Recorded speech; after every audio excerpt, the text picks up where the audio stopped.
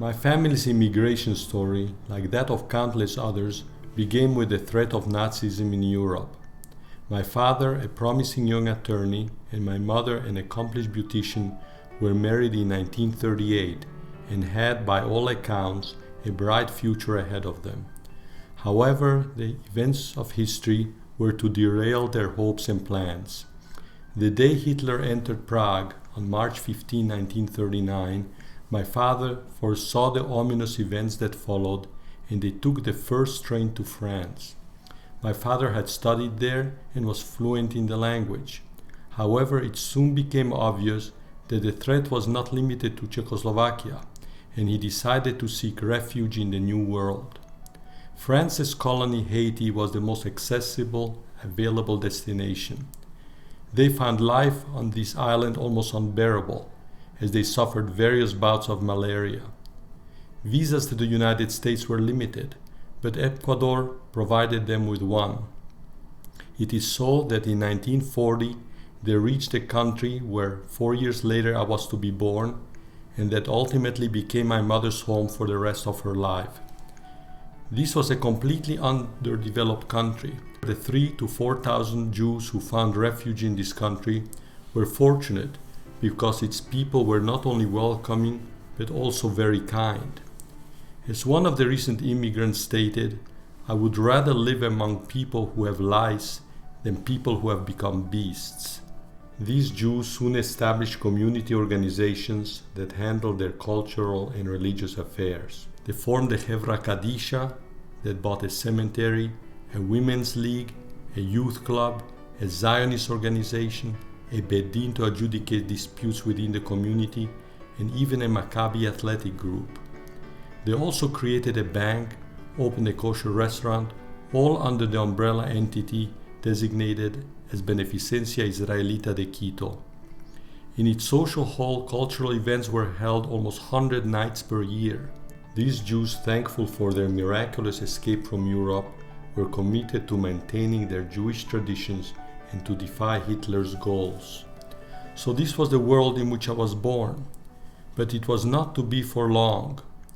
Once the war came to an end, many of these immigrants sought other shores more in keeping with their culture and educational backgrounds.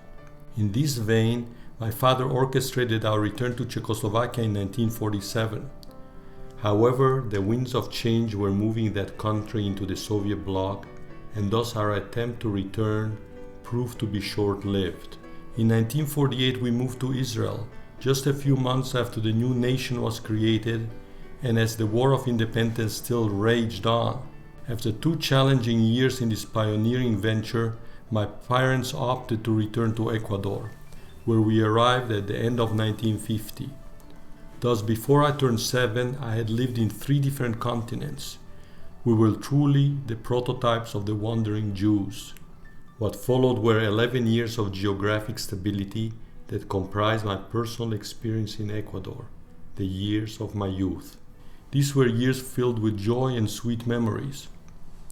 While we lived in a larger Ecuadorian community and went to school with them, my personal and social life was entirely segregated and fully centered around the Organización Juvenil Israelita de Quito, OJIC.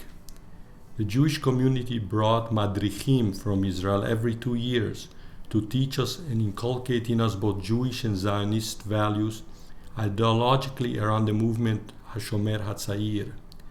And so it was that when this phase of my life ended, as I finished high school and I had to pursue higher education, that with great sadness I left those years and memories behind.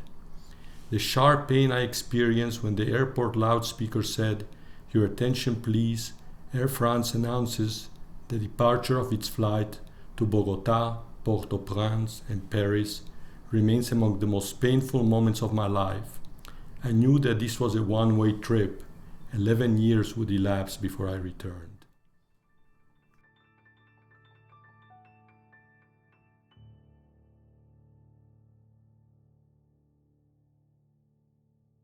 A multilingual summary of my journey. Mis padres encontraron refugios de los nazis en el Ecuador donde nací.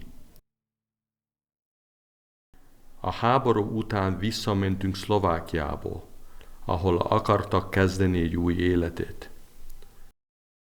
שבאו הקומוניסטים עזבנו סלובקיה והלכנו לישראל בזמן המלחמה ב-48. Después de 2 años muy difíciles en Israel, regresamos a Quito, Ecuador, donde pasé mi juventud hasta venir a los Estados Unidos a la edad de 17.